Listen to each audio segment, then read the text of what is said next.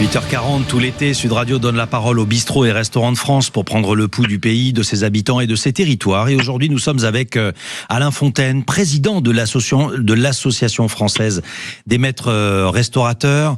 Alors, vous faites un état des lieux de la situation actuelle des bistrots et des restaurants de France. Bonjour Alain Fontaine. Bonjour. Soyez le bienvenu sur Sud Radio. On va faire un point parce que tout l'été, nous avons tenu le comptoir sur Sud Radio et rencontré énormément de gens formidables qui nous ont raconté leurs difficultés face à la canicule, leurs difficultés face évidemment au pouvoir d'achat.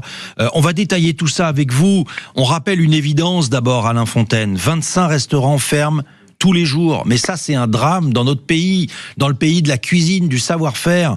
Comment est-ce possible ? Alors, si vous voulez, sur les 25 restaurants qui ferment par jour, il faut nuancer la chose. C'est 25 points de restauration et dedans, effectivement, il y a environ 15 restaurants traditionnels qui ferment. On est à peu près 100 000 en France. Effectivement, il en ferme 15 par jour. Oh, c'est très simple. Vous avez des sujets extérieurs, comme le pouvoir d'achat, bien évidemment. Vous avez des changements de consommation, c'est-à-dire que vous avez des générations entières qui ont appris à consommer autrement, avec de la malbouffe, entre guillemets. On vise personne, mais on sait de quoi on parle. Et puis, vous avez des sujets intérieurs. Et quand vous voulez faire de la bonne cuisine, vous avez besoin de personnel. Et de la bonne cuisine et du bon service avec un bon accueil. Et là, les charges sont insupportables. On a d'un côté l'augmentation des matières premières, avec bien sûr, vous le savez, 62% d'augmentation sur les fruits et légumes par exemple en 10 ans, 13% cet été, c'est énorme. Et puis de l'autre côté, on a bien sûr les charges sociales qui sont incroyablement élevées pour l'artisanat. Et là, quand je parle des restaurants, mais je parle de tous les artisans en France, on ne peut plus supporter, c'est insupportable. Hier, vous parliez tout à l'heure, oui. Je vous écoutais, de ce qui s'est passé au MEDEF hier, mais ils sont loin du problème.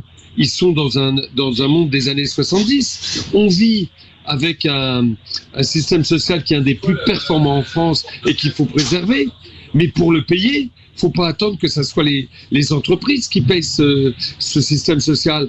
On est pressurisé, c'est insupportable. Vous avez des suicides, vous avez des gens qui claquent la porte, qui ferment leur restaurant.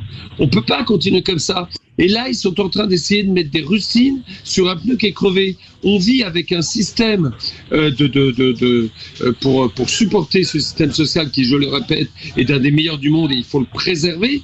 Mais on ne peut plus le payer avec les entreprises. Nous ne sommes pas les curseurs, nous ne sommes pas comme ça. Et les employés, on ne peut plus les augmenter. Oui. Donc il faut qu'un des candidats se lève et dise, voilà, on va baisser drastiquement les charges sociales. On était avec un chef d'entreprise que vous avez peut-être entendu tout à l'heure à 7h35, qui est l'un de ceux qui a posé, enfin c'est pas l'un de ceux, c'est celui qui a posé la question sur les salaires et la différence entre le super brut, le brut et le net. Et il y a en plus une confusion aujourd'hui, effectivement, avec le prélèvement à la source. En tous les cas, ce qui est sûr, c'est que cette différence, elle est insupportable pour tout le monde, pour le salarié, pour le patron, et en réalité, hier, Alain Fontaine, on n'a pas eu de réponse concrète. On a eu des pistes, on a eu des pensées à propos de cela, mais il n'y a pas de réponse concrète. Non, il n'y a pas de réponse concrète. Vous avez quelques bonimenteurs, on le sait, on ne va pas les nommer. Ils pourraient vendre demain des aspirateurs ou des paquets de lessive dans un supermarché. La seule chose qu'ils veulent, c'est le pouvoir, mais après, ils ne savent pas quoi faire. Après, vous en avez qui réfléchissent, mais qui réfléchissent sur des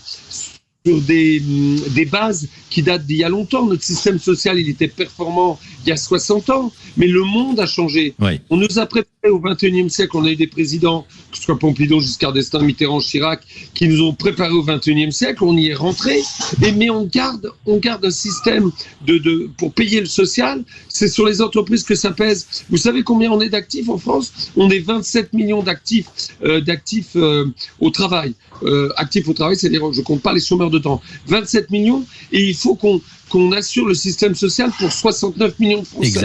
Exactement. Ça n'est pas supportable. Alain Fontaine, juste pour terminer et revenir et boucler la boucle, puisque on est dans le cadre de ces comptoirs Sud Radio et qu'on tire un bilan. Certes, il y a des fermetures, mais qu'est-ce qu'on dit à un jeune? On lui dit, il faut bien choisir, il faut que tu aies un dossier solide, et malgré tout ce qu'on a dit, en espérant que les charges seront peut-être allégées après 2027, il y a quand même de l'espoir. Alors, il y a un espoir total. D'abord parce que j'espère qu'on va être inscrit à l'UNESCO, les pratiques sociales et culturelles dans les bistrots et cafés en France. Mais pour les jeunes qui cherchent un sens à leur travail, un sens à leur vie, eh bien, le bistrot café, c'est une aventure extraordinaire qui mérite d'être vécue toute une vie, parce que votre vie, vous ne la voyez pas passer, tellement vous rencontrez de gens, tellement vous avez plaisir à chaque jour à ouvrir votre bistrot. Après, quand vous voulez ouvrir un bistrot à café, il faut être bien entouré, parce que les banques nous considèrent encore comme une activité à risque, même la première. Donc, il faut un business plan topissime. Mais une fois que vous avez le business plan topissime, c'est une aventure extraordinaire. Et je vous remercie pour tout ce que vous avez fait cet été pour les bistrots et cafés. C'était formidable et vous avez été suivi par beaucoup de vos confrères. Vous avez été des précurseurs. Bravo à vous.